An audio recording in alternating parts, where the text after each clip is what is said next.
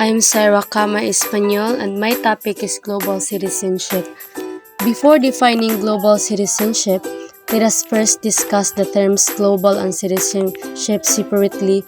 What is citizenship? Other barrier definition of citizenship, for instance, described in terms of membership and status, citizenship is defined as how residents live in a particular area when previously agreed upon rights and responsibilities. These statutes are restricted in a particular territory and a political boundary. This means that the citizen must have an understanding of their rights and responsibilities. For example, in our contemporary world, we need to minimize our carbon footprint and protect the environmental resources in our local environment, and also the freedom to see the world, participate in the global economy, and exercise political choices in a safe environment are all fundamental rights. Global citizenship. This means that the citizen must have an understanding of their rights and responsibilities. We have three types of rights. First, civil rights are entitlements provided by a certain locality to its public constitute. These include the right to free speech. Every citizen is allowed to communicate openly. So, tanan tao kay allowed daw to communicate openly. So, second is political rights are administrative entitlements provided by a specific government. So, tanan tao kay may rights para ma-elect as a representative of community as long as he or she meets various criteria.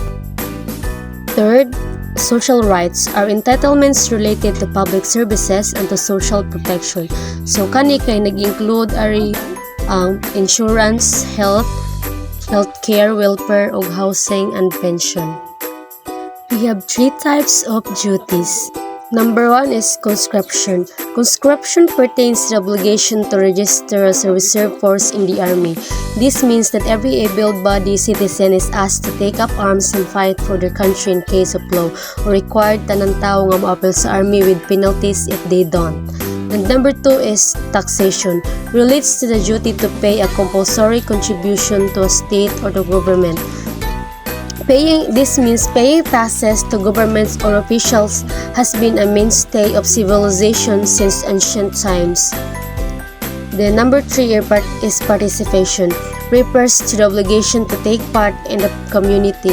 So, every citizen is encouraged to participate in the development of their community. So, they are also encouraged to vote sa ilang leaders during election or mo participate sila sa ilang community. There are three categories of global citizenship. Number one is open global citizenship. Believe that nations still exist and differ from one another. However, it recognizes the interdependence between different nations and the opportunities. Number two is moral global citizenship. Focuses on the ethical aspect of the global citizenship. Moral global citizenship both emphasizes on humans' right, equality, and global responsibilities. Number three is socio-political global citizenship. Emphasizes the social and government system and structure around the world. It advocates to shape the existing political power in order to advance global equality. So, why global citizenship?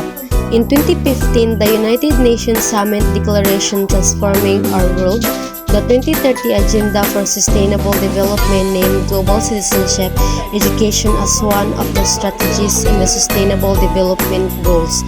It was also mentioned in Declaration 36. In addition, the UN Secretary General report in 2015 urged educators to utilize global citizenship education to promote peace around the world.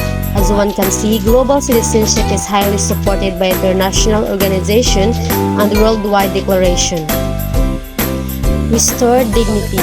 Paulo Freire urges people to be educated in citizenship rights in order to question the hidden oppressive system that surrounded them. The task of global citizenship education is not just to teach about the current system, but also the concept of global social justice and basic rights. Learning to live together.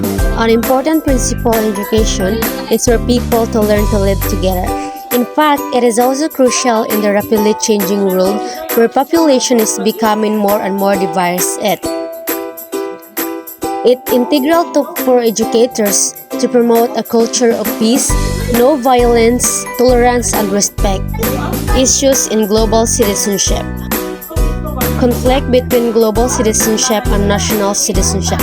Even though people are encouraged to become global citizens, in reality they live in their own culture with their own context. So, this is very obvious in the countries with a significant amount of immigration. Number 2 is conflict between global citizenship and individual differences. For instance, in the membership and performance aspect of citizenship, how would one classify non-citizens who perform the duty of citizens, like immigrants that they pay taxes? Should they be given the same rights as the citizen? In Italy, for example, immigrants who perform very personal services or care work for Italian families and know deep-seated secrets and still not treated as part of the family because they are foreigners. Development of the imagination for global citizenship. Another challenge is the slow progress in developing a global imagination. Citizen is not permanent, can be transformed and sustainable. The world in global citizenship has the tendency to focus only the experience of the majority.